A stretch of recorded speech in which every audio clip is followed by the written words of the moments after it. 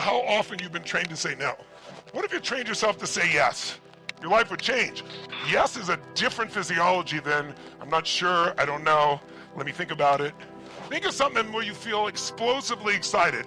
Does your body move up or down? Up. Did you extend or collapse? See, people come to me all the time and they go, hey, I just feel so down all the time. Why do you think I feel so down? Or someone says, I'm so excited. Why do you think I'm so happy? Right? Literally, the way you move is the first pattern. Everything's patterns. Every problem on earth that man has created, man can solve. We've proven it over and over again. People get fearful and scared and they live in the fear, and then the doers, they go find the solutions. And those solutions people, those yes people, have a wholly different state. I want you to jot down the 3 skills you want to master in your life or pass on to your children or grandchildren. Skill number 1, pattern recognition. When you can recognize patterns, you will not be stressed because you're going to understand what's really going on. You're going to understand that things happen in patterns.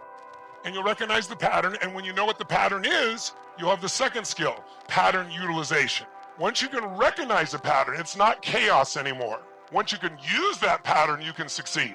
I'll give you an example. Think of anyone that you think is masterful at anything. A writer, a director, an actress, a singer, a great scientist, a great financial trader, a great businessman or woman. What makes them great is they know everything is patterns. If you just run with your emotions, you're going to be screwed. So we got to get ourselves to this weekend recognize patterns. There's some patterns in you that don't serve you. How many got some shit you don't like that happens within you here? Make some noise if it's true. How many have lots of good things you do like in your life today? Say aye. So we want to find the ones that we don't like and move them out. They're just patterns. You're not angry all the time, but you might get angry when you get, quote, triggered. Triggered is the stupidest effing word I've ever seen because it makes you a total victim. You're not triggered. You just have a habit. You have a habit of responding to people who use that tone of voice, who use those words, who use that story. And if you spend your whole world trying to get other people not to trigger you, good luck. You'll always find a way to get triggered. What's better is rewire yourself. Rewire the pattern and give yourself freedom.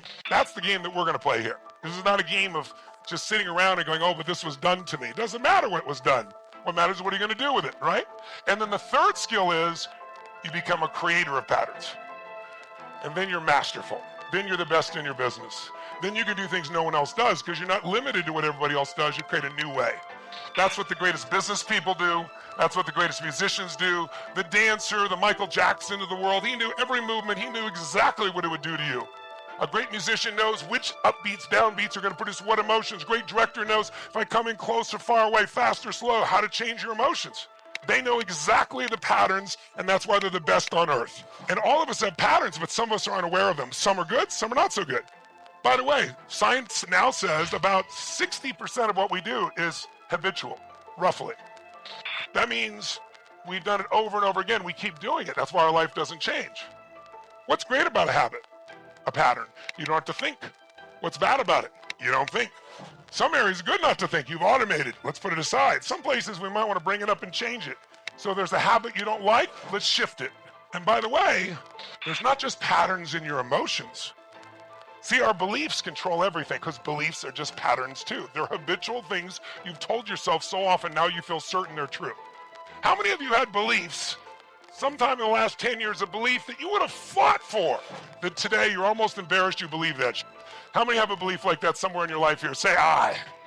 How many have some beliefs that intellectually you know better, but emotionally they stop you at times? Who can relate to this here? Say aye. But it's all patterns. And when you realize it's patterns, it's nothing wrong with you. There's no one in this room that's broken. There's no one needs to be fixed. And I'm not your guru to come do it for you. All you need is to change a few patterns. And once I show you what they are, you'll do it.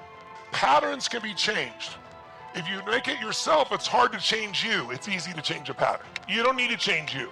What you're calling you is probably a pattern. You are more than your patterns. You are more than anything you've said or done in the past. Who's ever done something so stupid, so terrible, so whatever, you hope no one will ever know? Raise your hand, make some noise if that's true. Yeah, but if you don't raise your hand, you lie about others too, don't you? Come on. So the bottom line, we've all done dumb things because people do the best they can based on the state they're in.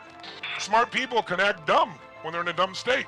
Do you ever forget your own home telephone number or how to spell a difficult word like the? And then you get it a few seconds later because you're in a different state. So pattern states we're going to look at. But I also want you to know there's larger patterns, especially those of you that are fearful about the world right now. So think about this. Our ancestors went from hunter-gatherers who were barely surviving to thriving on the planet when they recognized one pattern. The pattern of the seasons. See, up until that time, we couldn't plant because you could plant, but it didn't work. In fact, it didn't work 3 out of 4 seasons. But one time, somebody figured out, wow, if I plant in the spring, I protect in the summer, I can reap in the fall, save some of that for winter, then we didn't have to wander the earth looking for new. We could stay in a place and build communities and cities and countries. That one pattern of the seasons changed humanity. Just being able to recognize the pattern and then what? Use it. So from 0 to 21, that's a time of creation. That's when maybe you're protected. Not all of us were. Some of you had tough childhoods. I did too. But most people have a certain amount of protection. Someone's looking out for you. You wouldn't have survived. And you grow and you're taught. You learn. But the learning is someone teaching you how to think and be. But once you get somewhere between 18, 19, 20, 21, somewhere in that range, you start to leave that little spring and you enter the summer. And the summertime, basically 22 to 42, roughly. Some people start earlier. Some start later. That's where you go out and test everything you were taught. You go, you know what? They all told me it's like it's bullshit. I think I can do this. And by the way, in this early stage of summer, you're invincible.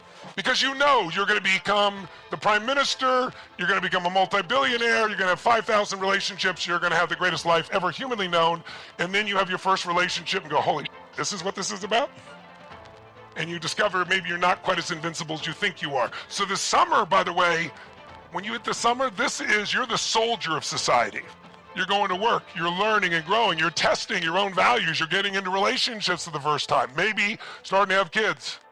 The next season is 43 to 63. That's the fall, that's a reaping time. If you planted during the spring and learned, and you kept growing in the summer and didn't give up, then in the fall, you're gonna reap. But if you didn't work hard in the spring and summer, you're gonna weep in the fall. It's gonna be tough. But this is a time when most people hit their power, 43 to 63. Does that make sense? That's when you're power.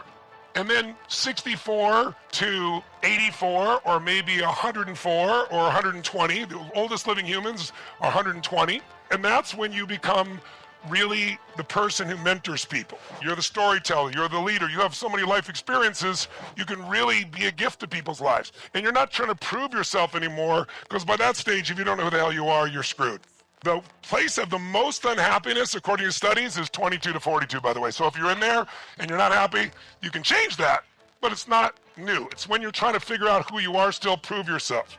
If you develop really well during spring and summer, fall, you'll know who you are. And by winter, you'll be crushing it and having a good time, and you won't be trying to prove anything. You'll just be serving, and that'll give you great joy.